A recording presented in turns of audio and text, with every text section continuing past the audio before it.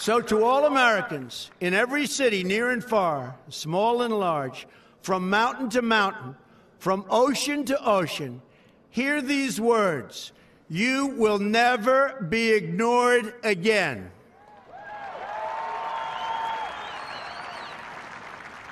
Your voice, your hopes, and your dreams will define our American destiny. And your courage and goodness and love will forever guide us along the way. Together, we will make America strong again. We will make America wealthy again. We will make America proud again. We will make America safe again. And yes, together, we will make America great again. Thank you, God bless you, and God bless America. Thank you.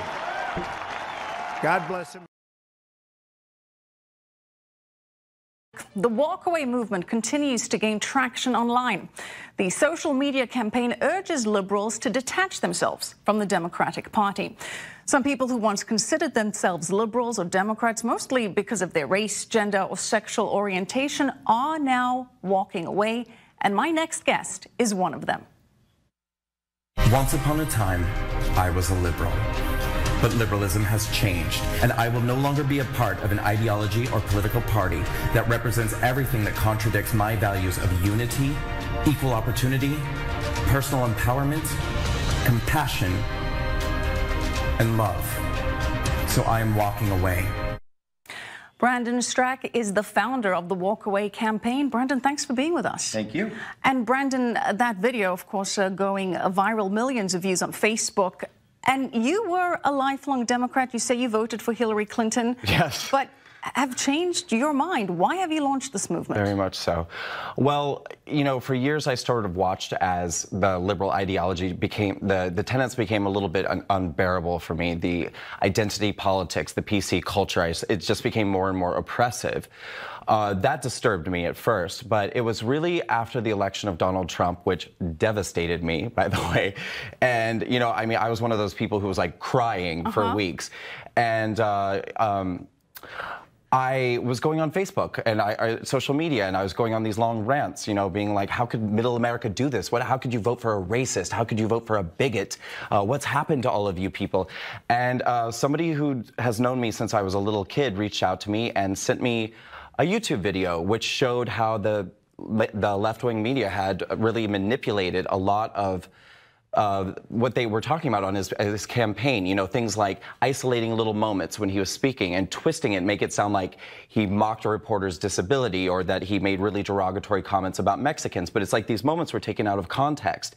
And I began to see just how dishonest the media had been during his campaign and what an agenda that they had. But that's the media. Why are you walking away from the Democratic Party? Well, because they supported it. I mean, at any point, I think the Democrat Party could, let's say, for instance, because I'm gay, right? So I'm expected to vote Democrat because I'm gay. And I think the same thing goes. They take for granted that, you know, if you're black, if you're a racial minority, if you're a sexual minority, you're probably going to vote Democrat. Well, in discovering how dishonest the media could be, I also found that what they were really doing is manipulating our fears and concerns. I mean, for instance, me as a gay person, once Trump was elected, like every day there were these barrages of stories that were saying things like Trump expected to sign an executive order to, you know, turn back gay rights. Well, then I was seeing all these Democrat politicians getting, you know, in front of a microphone as quickly as they could and backing up what the media was saying. But they knew that it wasn't true, just because the media was making it up. And, you know, it just became very, very clear to me that this was, they were taking us for granted. They were manipulating our fears to get us to vote the way they want us to vote. So you're walking away from the Democratic Party. Does that mean you're walking towards the Republican Party then? Well, that's what I did, but that's not what I'm telling other people to do. What I'm telling other people to do is to take a look what's going on the left, because there's an enormous amount of dishonesty. There's an enormous amount of manipulation of truth, especially as it pertains to minority groups in America. And there's this perpetuation of this victim narrative, which is extremely destructive, I think, to especially racial minorities in America. I mean, they're constantly perpetuating this narrative that you know, there are victims and oppressors, and that if you're a racial minority or an LGBT person, you're a victim, and that the system is rigged against you, and that you can't succeed. Well, if you keep sending out messages like that to people, how are they ever supposed to feel like, you know, they could go to college or they could have the life of their dreams? I mean, they're constantly getting these messages from the Democrats that they can't succeed, that everything is rigged against them. Yeah, the victimization role. Absolutely. Brendan, one of the issues that you highlight is the lack of tolerance for different perspectives that you say we're seeing from Democrats and Right. liberals. And in certain social circles in cities like New York, people are afraid to come out as Republicans. Are you facing a lot of backlash for this position, being, as you say, a gay man who's traditionally is supposed to be a Democrat? Funny you should ask, because right before I came to this interview, I was refused service at a store because they recognized me from an interview I did earlier this week on television. So yeah, that is happening, and it's happening on a personal level with friends of mine, and as I see now, it's happening in a public level as well, to me. And the Democratic platform has traditionally been one of tolerance and being open to different viewpoints.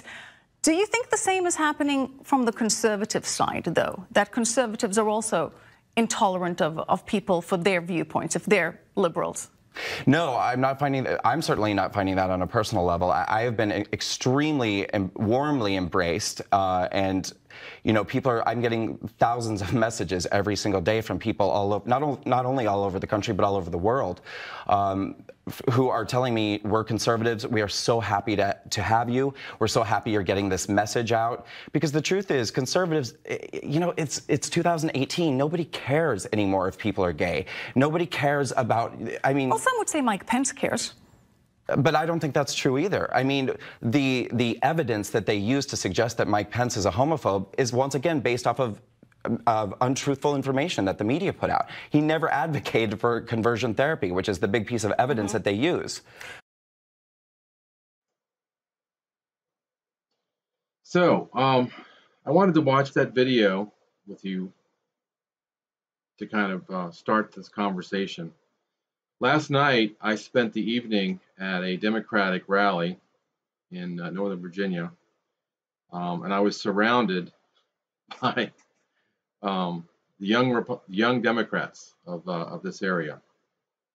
It's a very urbanized area, so they've got a pretty good stronghold in that area. And I just wanted to kind of firstly spend some time and have conversations with people. I didn't have any arguments with folks. I didn't have any confrontational events. I didn't announce myself as being a conservative Trump supporter. I wanted to listen, hear what people had to say. I wanted to engage in conversation. And this is what I found out. What Brandon's talking about is dead on. He's been fortunate enough to have seen the writing on the wall, seen what was going on behind the curtain. What's one more cliche? Let's go with the red pill. He was red-pilled. So these people that I was with, in a very casual, bar setting, were all not pulled out of the matrix, so to speak. There was a variety of these people too. There was a variety of perspectives.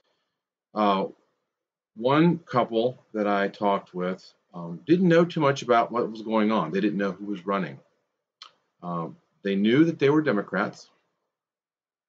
They seemed to be very nice people. They weren't evil. They were,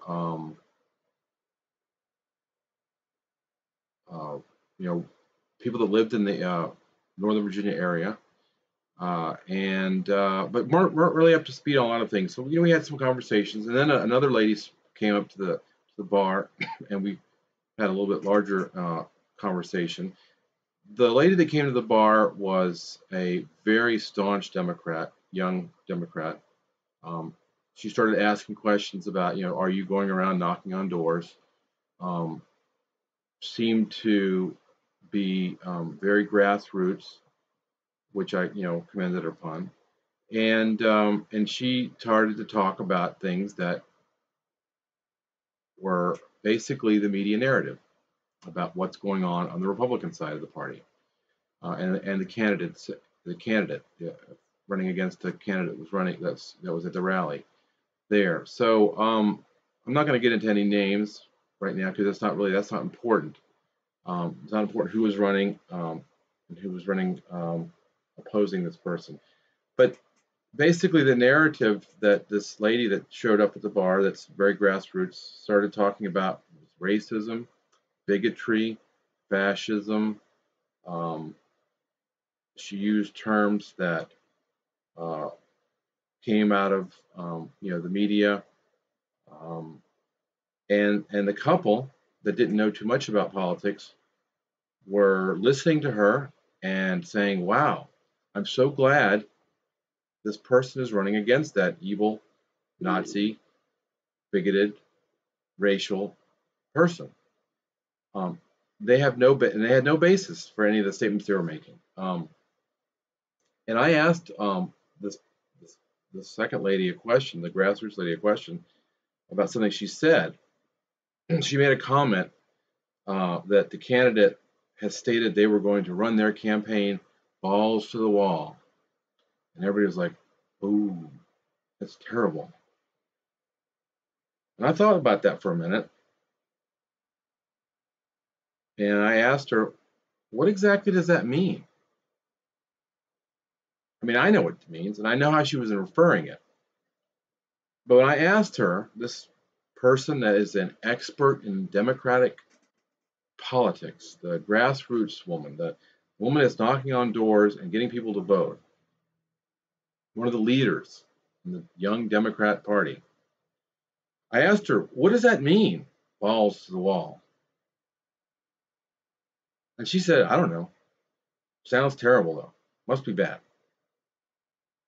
Well, in my mind, I wanted to say, well, it means that somebody is going to run their campaign and they're going to work as hard as possible. And they're going to do anything they can to make sure their message gets out, that they get people out to vote, that they do everything they possibly can to win.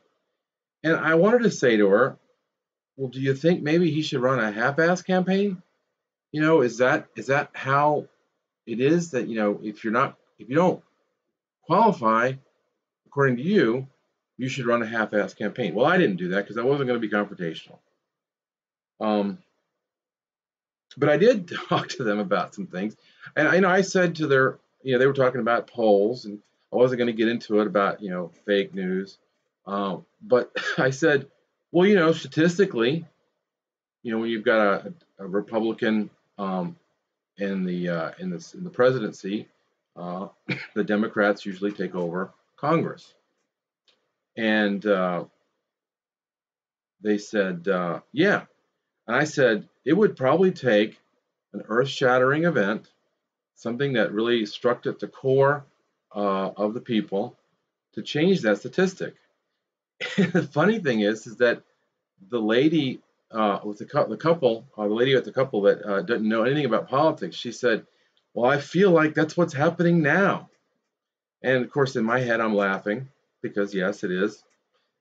Her party is doing everything it possibly can to sabotage themselves, and they statistically have an advantage to win. So at that point in time, I got up, and the candidate was there speaking, and I had went into another place to record video, and there was a protester there, and I'm sure you will read about that on social media. But to my point, I engaged with some more people, and one of the things the protester was there talking about was violence in politics. And I'm well aware of what's going on, Antifa, and that was the crux of the focus of the protesters' argument. And we all know that the Democratic Party has been very supportive of violence, and they've encouraged it. Many of them have encouraged it. Maxine Waters, Cory Booker, Tim Kaine. A lot of these people have encouraged, for us to go for their party the people that follow them to go out there and violently protest. Antifa has been at several events that I've been to, and the problem I have with them is that they're too violent. There's no need for any of this violence. We need to have a civilized engagement. If there's something that is desperately wrong with the platform that President Trump is following, let's have an argument about it. Let's have a discussion about it. Let's work it out and figure out what the problem is. And then, the message will be from the GOP, from the Republicans, hey, Donald Trump, you need to change because we've come to the conclusion, working with other patriots that are in the Democratic Party, that this is a problem and we need to do it. We need to fix it. So that's how this works.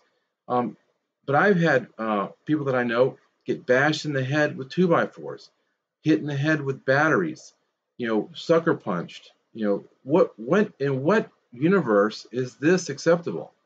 And the media has been culpable. Their lack of support for civility, their lack of awareness, their complete and utter disdain for the current president has clouded them to the point where they've encouraged a lot of this stuff. And I heard all this stuff last night at this meeting. These people are not bad people. They just have decided they're going to trust certain people, certain politicians, certain media outlets, and they're being taken advantage of. If I was to say to somebody, well, and I've been asked this question, who do you trust? And that's a tough one. I've been in the internet business since 1995. I've seen a lot of crap on the internet. You can't believe everything on the internet. I'm sorry, just like you can't believe everything you read in books. You got to use good judgment. You got to check your facts. We are gone. We've moved on from the days where you can turn on the television or listen on the radio to a news broadcast and trust it completely. Even the weather, man, geez, the weather industry has become akin to Vegas. Vegas can turn the dial on the slots, making them loose or making them not loose, where you can win more or you can win less. And that's what's happened with the weather. They turn the dial, and when the weather's scary, people go to the weatherchannel.com and they see all those advertisements. And I'm sure that there's a direct correlation. But back to the topic here is that these people have been following and trusting these news outlets and these politicians for all this time. And it's very disconcerting to find out that you can't trust them. For some people, it's devastating. For some people, it's in denial. They're denying it. They're not going to believe it. The concept that Donald Trump calls the news media fake, he doesn't call them all fake. He just says some of them are. They keep saying that's a definite indication that he's a fascist. Well, nope, it's not. And the sooner people wake up to that fact and hold the news media accountable so that we can get back to being able to trust an organization that broadcasts on public airwaves that the FCC granted them, the sooner we'll be in better shape. I don't like the fact that I have to second guess what I see on the news. I don't like the fact that I've got to research on my own. I really would like to get back to my hobbies. I would like to get back to doing things that are fun. I would like to get back to a normal lifestyle. I'm not the media, but I've had to become that in some cases. I've had to filter. I've had to research. I've had to find out what the truth is. And I am not a registered Republican. I've voted Republican, I've voted Democrat, and I voted Independent. I am not a party person, although I do like to go to parties. I like to have fun. Most people are tired of the nonstop bashing of Trump. They've tuned it out. Doesn't mean they're a supporter of Donald Trump. They just tuned out. And I think that's probably the most devastating impact to what's happening in today's society, is that people now are so turned off by the reality of reality that they don't care anymore. And that's a shame, because we got to all care. We have to all be engaged. You don't have to go knocking on doors, but if you're going to go vote, which you should do, and that was the topic of discussion last night with many of the Democrats that I met with. Some of them said, well, they didn't vote in the last presidential election. Well, I said, well, congratulations. You have had absolutely no impact on our society. I said, people got these stickers when they go vote. I think they should wear a sticker if they didn't vote, because those are the people that we need to talk to. If you voted and you didn't vote how I voted,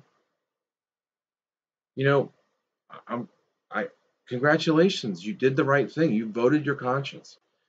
But if you didn't vote, bad person. There's absolutely no reason for you not to vote. You need a ride? Call somebody.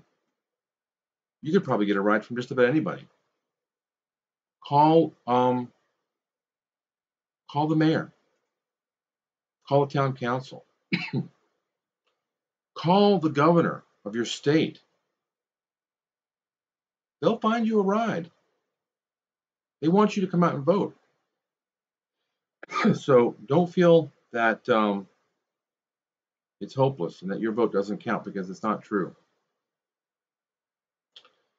But I just was kind of encouraged last night a little bit too, because I had conversations with people about topics, and they agreed with me.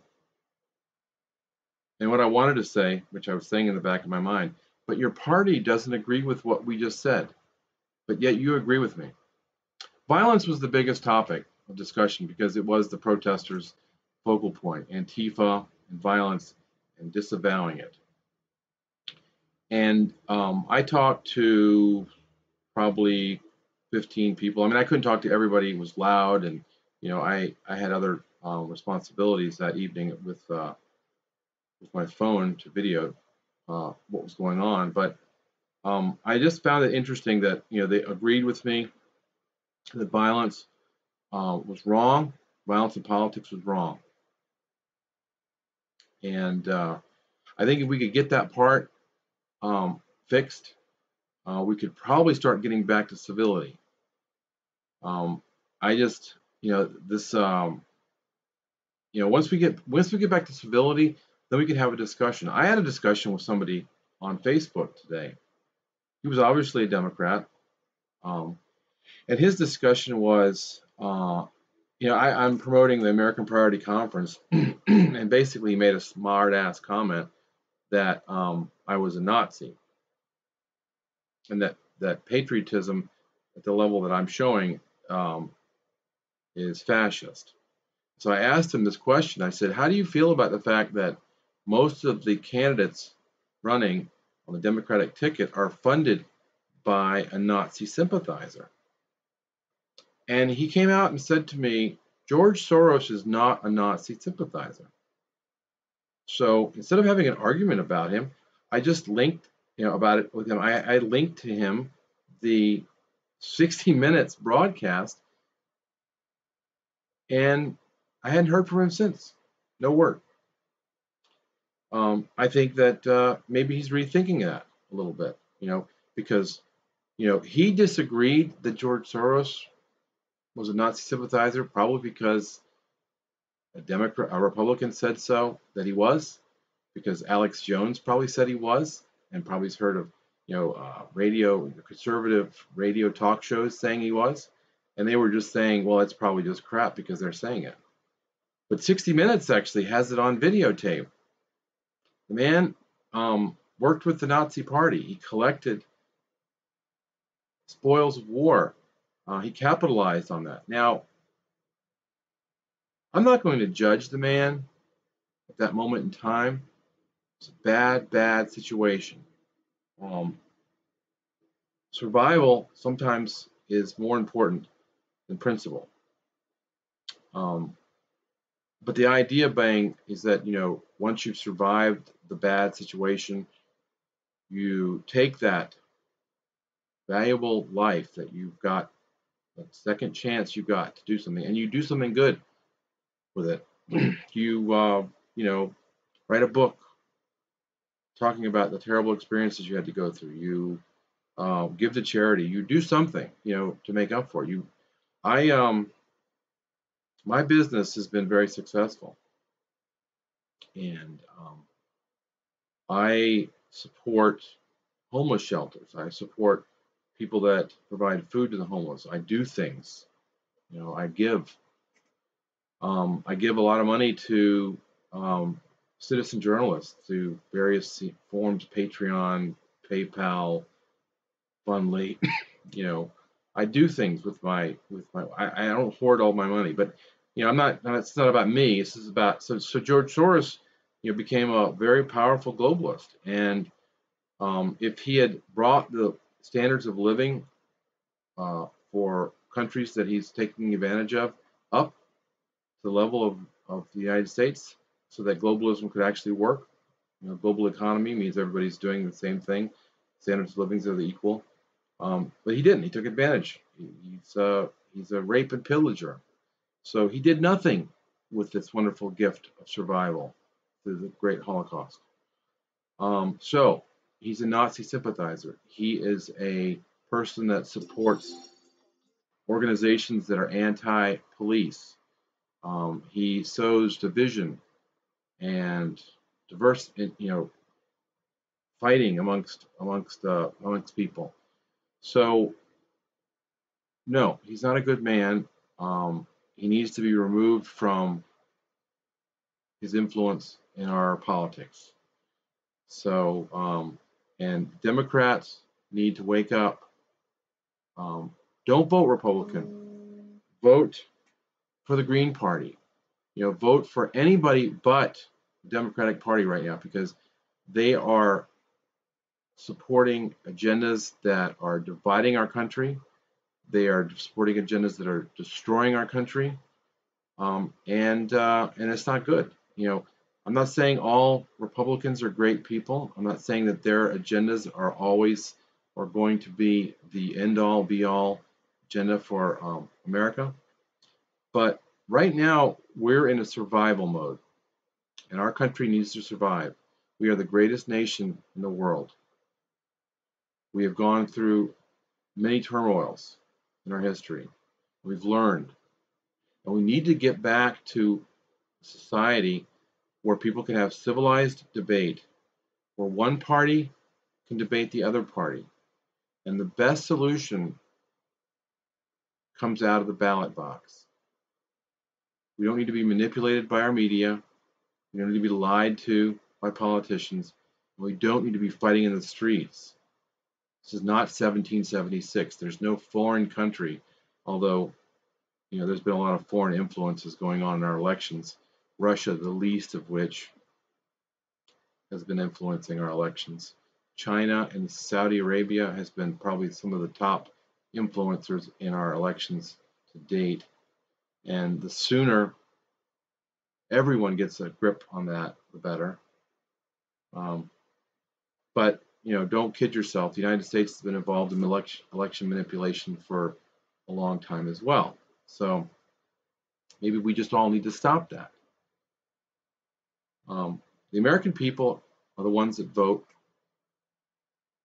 Citizens are the ones that vote. And we need to focus on that. So anyhow, I think I've said everything I wanted to say. I appreciate everybody's time, and have a great evening.